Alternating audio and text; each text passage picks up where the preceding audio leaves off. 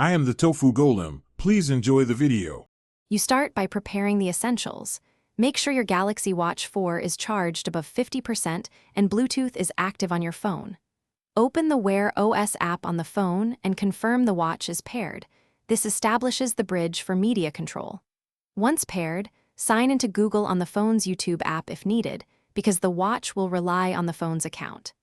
Now that the connection exists, proceed to enable media controls and permissions so the watch can access playback data.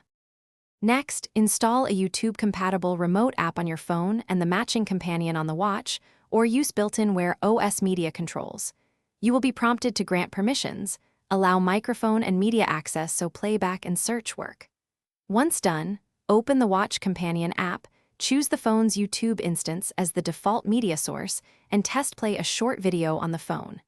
If playback starts, the watch should now display transport controls and volume sliders for direct control. To finish, use the watch's media controls to play, pause, seek, and change volume while the video runs on your phone or a cast device. You control playback remotely.